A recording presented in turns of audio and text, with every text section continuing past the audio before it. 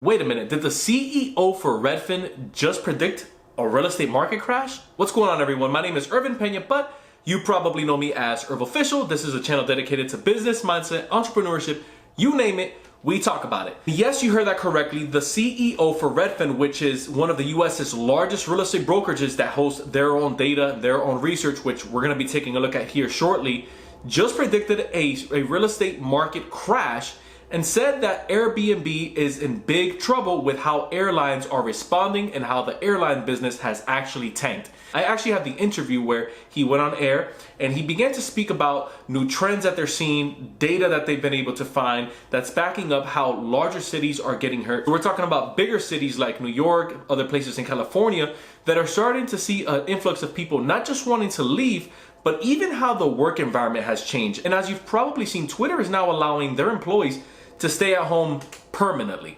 Now that's crazy, but I do believe that this is where this new trend of business and this new trend of work environment is actually going to be headed into. Now, while some people are still optimistic with the idea that once the country reopens, people are just going to go back out like they were previously before this whole thing broke out.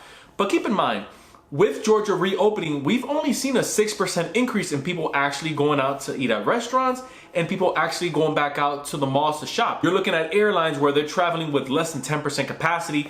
They're taking a hit. You're seeing restaurants where, yes, the takeout orders are there, those numbers are there, but the actual servers that are getting tipped and people that are actually coming into work, they're not seeing any flow of money coming into their bank accounts. And so you have to wonder, even if the country is starting to reopen, is the economy still actually moving the same? And here's my prediction before playing the clip. You guys are gonna smash that like button down below. And if you haven't done so already, you're gonna subscribe. All right, let's get right into it. Nobody was selling in March or April unless she absolutely had to. There was a sign of distress or panic in the market. And so sellers just withdrew.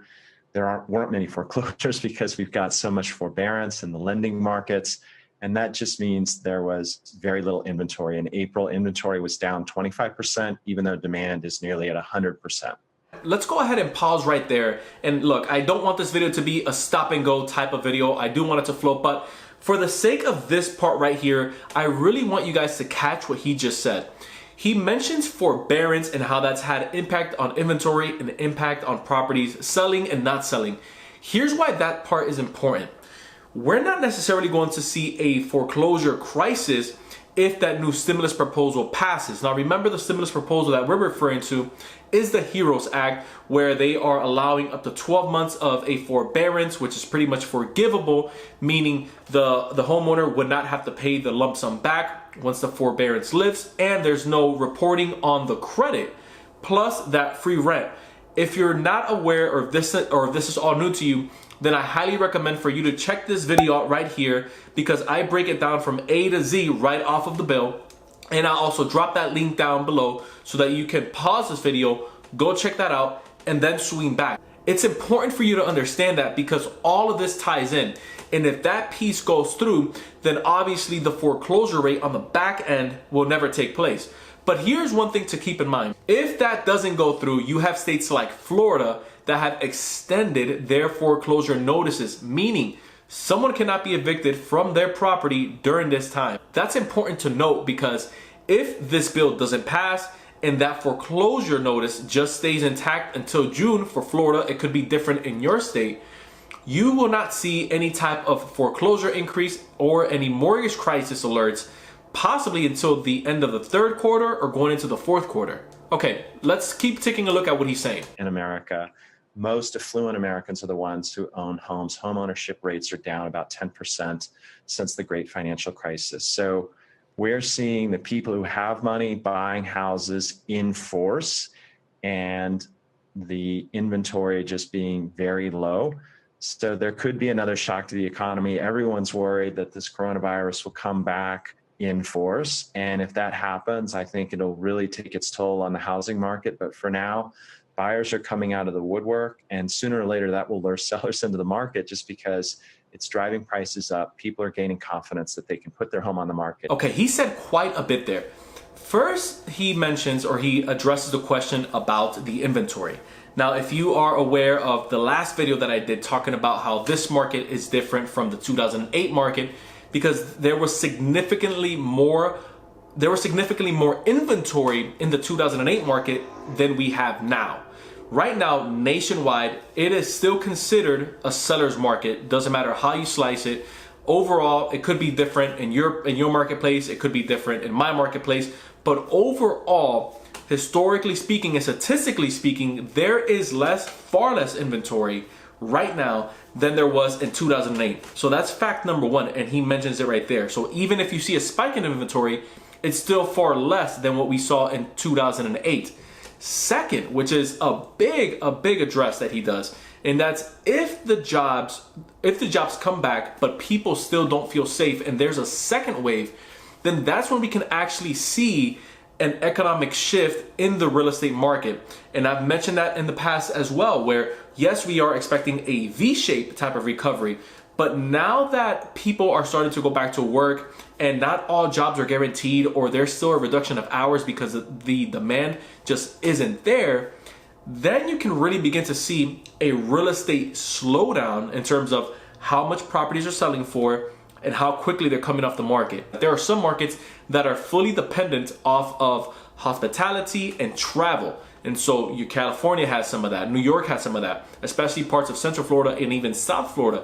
They have parts where they solely depend off of hospitality, where a third of their income or a third of their economy is broken down off of that type of environment or that type of work alone, from your hotels to your restaurants. And so if you were to go out to dine right now, yes, restaurants are open, but there's still less than 25% seating. So that's a chain reaction for servers that have to make mortgage payments. You also have Disney that just reported a $1.4 billion loss in their last quarter. Look at these numbers alone. You can see how the travel, leisure, and hospitality market has just been crushed compared to all the other industries combined. That heavily affects markets that are dependent off of travel and are dependent off of tourism, because that doesn't just affect the people working at the theme parks, that also affects the people working at the airports that come, let's say, to Disney or to Universal Studios or to Six Flags if you have some of those in your states. That also affects the charter buses that takes people, the Uber drivers. So it's a whole domino effect that really takes place. Even though he mentioned that the more affluent people are the ones making home purchases, I can't say that I fully agree with that, because people are still buying homes in the $150,000, $250,000, $400,000 price range, and that's not really affluent. That's middle class America. You have the bigger markets where you have the $1 million condos, $2 million condos, $3 million condos, kind of like what you're seeing in Brickell or even parts of Upper Manhattan.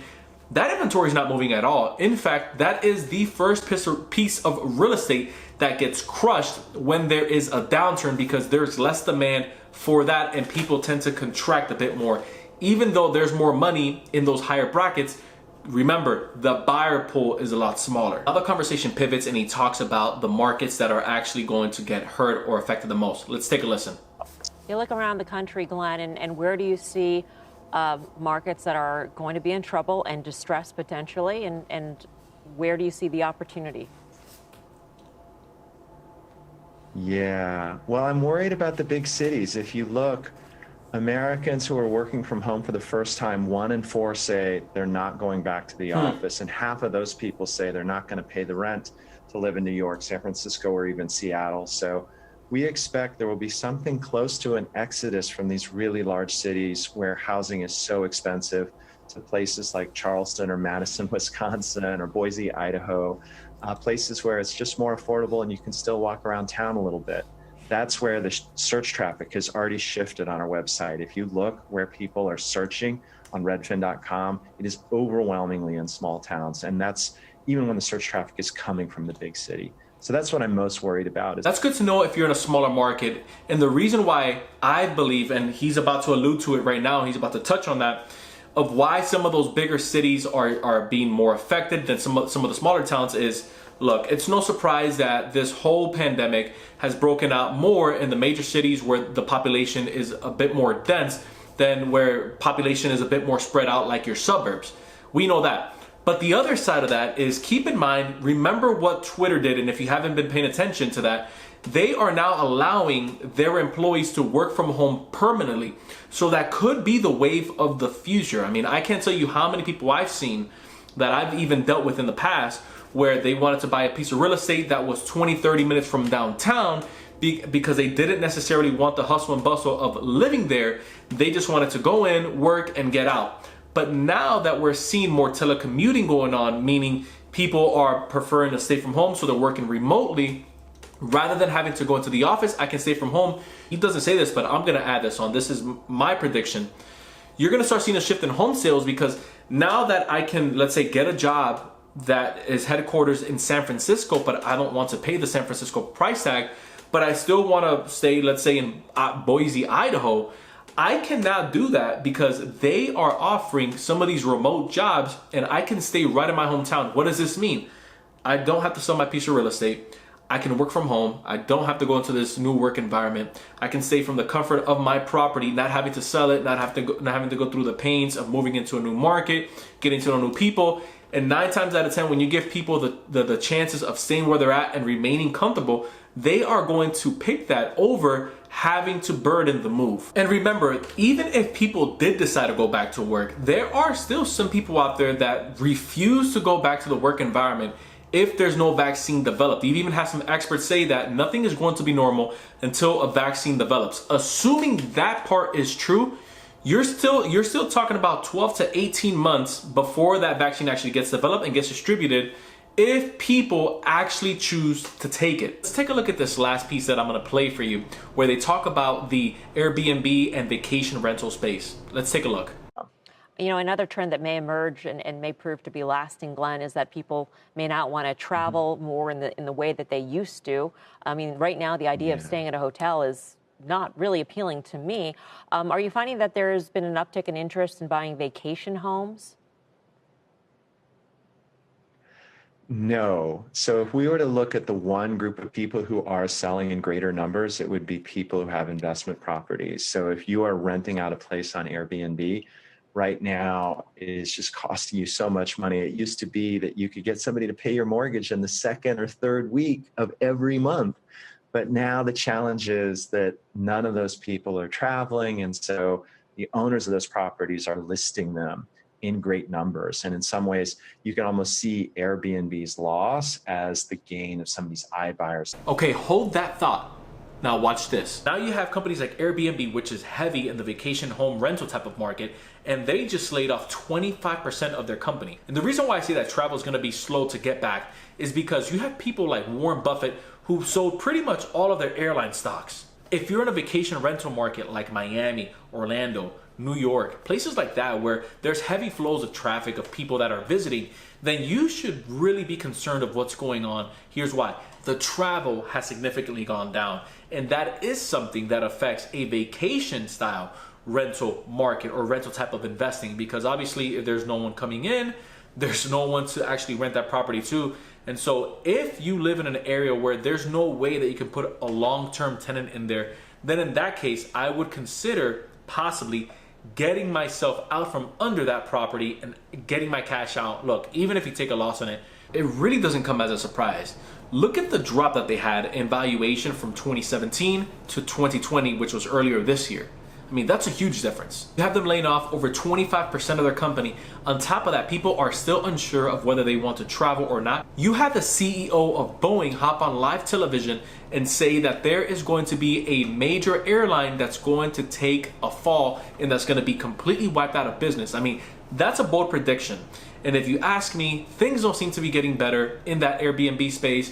Even if that prediction does come true, where it's going to take another 2 to 3 years for the airline and travel industry to come back to where it once was, by the time that happens, you've already been foreclosed on your property. So I go back to my original prediction, and that's if you have short-term rental properties, either try to convert them over to a long-term investment or get rid of them altogether like these people, like their numbers have shown. All right, guys, there you have it. I hope that you found this video helpful. Let me know if you have any questions, drop them down in the comments. I also want to hear your opinions and your thoughts of what you think this market's going to do. I know that things get crazier by the day.